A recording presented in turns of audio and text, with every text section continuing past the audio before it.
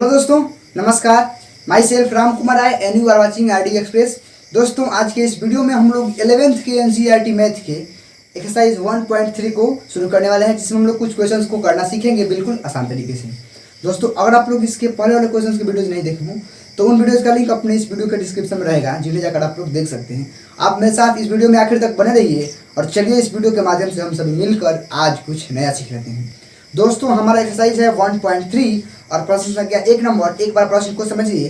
प्रश्न कर रहा है कि रिक्त स्थानों में प्रतीक, जो प्रतीक सी का सिंबल दिखाई दे रहा है आपको, इसे हम लोग बोलते हैं उप समुच्चय। ठीक है। और दोस्तों ध्यान दीजिए, उसके बाद दिया गया या इसको लिखकर काट दिया गया है, इसे हम लोग बोलते हैं उप समुच्चय नहीं है, को भर कर सही कथन बनाइए। तो ध्यान दीजिए, हम समझते हैं अब कि उप समुच्चय किसे कहते हैं। कोई एक समुच्चय दिया गया है ए, जिसमें अवयव हूँ 1 2 3। ठीक है। और साथ साथ दिया गया हो एक समुच्चय बी, जिसके अवयव 1 2 3 4 5 ऐसे करके दिया हूँ। तो दोस्तों ध्यान दीजिए कि अब अगर बीच में एक दे दिया जाए हमें भरने के लिए कि इसमें भरिए कि ये समुच्चय ए बी का उप समुच्चय है कि नहीं। तो इसके लिए क्या करेंगे दोस्तों, हम देखें कि ए का जो अवयव है, ए के जो अवयव हैं वे बी में है कि नहीं। तो दोस्तों ध्यान दीजिए कि ए के अवयव 1 2 3 बी में भी है, इसलिए क्या होगा, ए उप समुच्चय कह रहा है किसका, बी का। उप समुच्चय उसे कहते हैं। अब बी एक बड़ा सा समुच्चय होता है और इधर वाला छोटा होता है, इसके सभी अवयव बी में होंगे तो ये जो है इधर वाला इसका उप समुच्चय कहा जाएगा। ठीक है। उसी प्रकार दोस्तों देखिए तो एक नंबर दिया गया है 1 2 3 4 और खाली स्थान दिया गया है 1 2 3 4 5। तो दोस्तों ध्यान दीजिए कि 2 3 4 इधर भी 2 3 4 है। इसका मतलब है कि पहले समुच्चय का अवयव दूसरे समुच्चय में है, इसीलिए क्या होगा, एक नंबर हम क्या भरेंगे दोस्तों, समुच्चय का साइन भरेंगे कि पहला जो समुच्चय है वो दूसरे वाले समुच्चय का समुच्चय। अगला है दोस्तों ए बी सी, खाली स्थान है बी सी डी। दोस्तों ध्यान दीजिए कि 2 नंबर में दिया गया है ए बी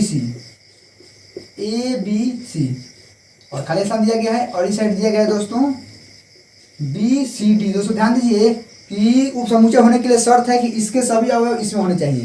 देखिए इसके सभी अवयव ए बी सी इसमें नहीं है, ए है नहीं है, बी सी है लेकिन ए नहीं, इसलिए क्या होगा, इसमें हम लोग इस प्रकार के साइन को भर देंगे। उप समुच्चय नहीं, इसे पढ़ेंगे इतना उप समुच्चय नहीं है इतने का।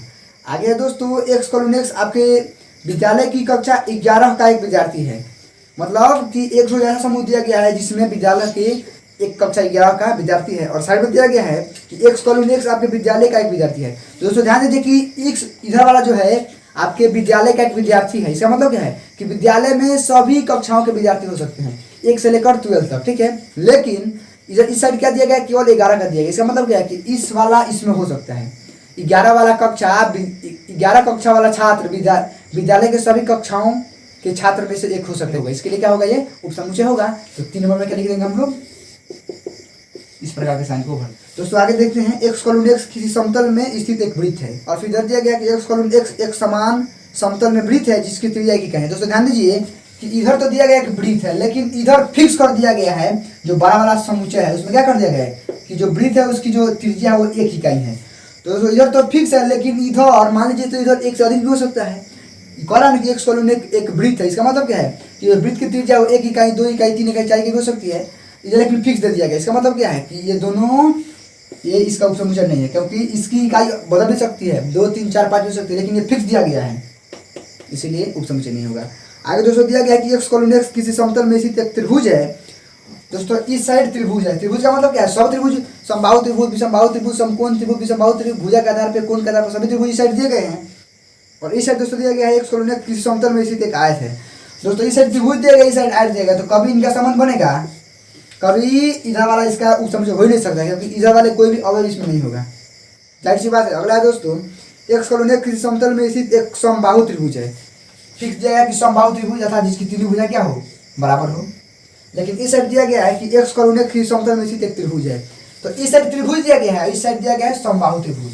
इसका मतलब है कि समबाहु त्रिभुज त्रिभुजों में से एक होगा, त्रिभुज के अन्य रूपों में से होगा ना। इधर त्रिभुज का मतलब है कि बहुत सारे त्रिभुज दिए गए हैं, समबाहु विषमबाहु समकोण त्रिभुज, भुजा के आधार पे, कोण के आधार सभी दिए गए हैं। इधर एक दिया गया, इसका मतलब ये इसमें हो सकता है, इसलिए क्या होगा, दोनों के बीच हम क्या बनेंगे, समुच्चय का साइन। आगे दोस्तों एक्स कॉलन एक्स एक सम प्रकृत संख्या है और एक्स कॉलन एक्स एक पूर्णांक है। दोस्तों सम प्राकृतिक संख्या का मतलब क्या होता है, 2 4 6 8 ऐसे करके जाएगा। और इसे दोस्तों पूर्णांक है तो पूर्णांक में सभी आता है 1 2 3 4 प्लस में आता है। इसका मतलब क्या है कि इसके सभी अब इसमें मिल ही जाएंगे, मिलेंगे ना। ये कितना भी जाएगा, ये शुरू होता है प्लस 1 2 3 4 5 और माइनस भी होता है इसमें, और इसमें फिक्स है कि 2 4 6 8 ऐसे करके जाएंगे। तो इनके सभी अब इसमें मिलेंगे, इसलिए क्या होगा, ये भरा जाएगा उपसमुच्चय का। दोस्तों इजी था, वीडियो को पॉज करके नोट डाउन कर सकते हैं और समझने वाली बातें समझ चुके होंगे। आगे देखते हैं 2 नंबर दोस्तों, जांच कीजिए कि निम्नलिखित कथन सत्य है अथवा असत्य है। तो दोस्तों 1 नंबर दिया गया कि ए बी उपसमुच्चय नहीं है बी सी ए का। दोस्तों ध्यान दीजिए कि पहले समुच्चय के जो अवयव ए बी हैं दूसरे समुच्चय में हैं। इसका मतलब क्या है कि यह पहला समुच्चय दूसरे समुच्चय का उपसमुच्चय है, लेकिन काट दिया गया, इसका मतलब यह कथन गलत है। दोस्तों 1 नंबर कथन क्या होगा हमारा, गलत हो गया। आगे दोस्तों ए ई उपसमुच्चय एक्स कॉलन एक्स अंग्रेजी वर्णमाला का एक स्वर है, तो दोस्तों सही है। और इधर दिया गया है ए ई, ठीक है, और इस साइड दिया गया कि अंग्रेजी वर्णमाला का एक स्वर है, और दिया गया है क्या, उपसमुच्चय का साइन। तो स्वर कौन कौन होता है, ए होता है, ई होता है, आई होता है, ओ होता है, यू होता है, ए ई इसमें है ना, इसका मतलब यही सही है, उपसमुच्चय होगा। ठीक है, आगे देखते हैं दोस्तों 1 2 3 उपसमुच्चय है 1 3 5 के। देखिए दोस्तों कि 1 2 3 है, एक इसमें है 2 3 नहीं है, उपसमुच्चय नहीं है, लेकिन उपसमुच्चय का साइन दिया गया, इसका मतलब यह कथन गलत है। आगे दोस्तों ए उपसमुच्चय ए बी सी, बात सही है दोस्तों कि ए उपसमुच्चय किसका है, ए बी सी का है। इसमें ए है, इसमें भी ए है। आगे दोस्तों ए एलिमेंट है ए बी सी का। दोस्तों ध्यान दीजिए, एक बात ध्यान दीजिए कि ए दिया गया है एलिमेंट ए बी सी का, और इसको घेर दिया छोटे मॉड्यूलर कोष्ठक के अंदर। दोस्तों कभी भी 2 बात समझनी है, एक होता है उपसमुच्चय, एक होता है उपसमुच्चय जिसको हम सूचित करते हैं ऐसे, और दूसरा होता है दोस्तों एलिमेंट जिसे हम सूचित करते हैं इससे, माने सदस्य है कि नहीं। तो दोस्तों ध्यान दें कि कभी भी उपसमुच्चय ना, एक समुच्चय ही किसी दूसरे समुच्चय का उपसमुच्चय हो सकता है, लेकिन कभी भी एक समुच्चय दूसरे समुच्चय का अवयव नहीं हो सकता है, एक अवयव ही हो सकता है, ठीक है ना। दोस्तों ध्यान दीजिए कि यहाँ ए है जिसको हम लोग मॉड्यूलर कोष्ठक के अंदर लिख दिया, इसका मतलब क्या है, यह एक समुच्चय बन गया, और समुच्चय इधर दिया गया एलिमेंट का साइन। तो कभी भी समुच्चय किसी समुच्चय का एलिमेंट नहीं होता है, उपसमुच्चय हो सकता है। अगर उपसमुच्चय दिया था तो सही होता, लेकिन एलिमेंट दिया इसलिए क्या गलत होगा। एलिमेंट क्या होगा, कोई अवयव इसका एलिमेंट होगा, जैसे कि ऐसा दिया था कि ए एलिमेंट ए बी सी, तो ये बात सही थी कि ये सही है कि ए इसका एलिमेंट है, लेकिन अगर इसी को कोष्ठक के अंदर घेर दिया जाए तो ये कथन गलत हो जाएगा, ठीक है दोस्तों। अब एक अगला है, मान x कॉलन x 6 से कम एक सम प्राकृतिक संख्या है। x कॉलन x 6 से कम एक सम प्राकृतिक संख्या, 2 होगा 4 होगा, यही ना होगा। और इस साइड दिया गया है कि x कॉलन x एक प्राकृतिक संख्या है जो संख्या 36 को विभाजित करती है। 36 को विभाजित करने वाली प्राकृतिक संख्या कौन कौन होगी दोस्तों, 1 होगी, 2 होगी, 3 होगी, 4 होगी, 6 होगी,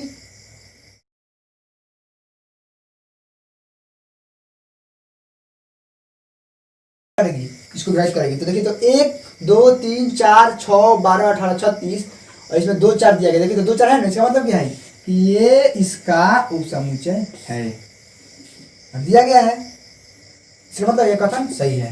वीडियो को पॉज करके आप इसे नोट डाउन कर सकते हैं, और कोई भी दिक्कत समस्या हो कमेंट कर सकते हैं। आज की वीडियो में बस इतना ही, मिलते हैं आपसे अगले वीडियो में टॉपिक के साथ, तब तक के लिए मैं आप लोगों को विदा देता हूं। टेक केयर, थैंक यू, जय हिंद, वंदे मातरम।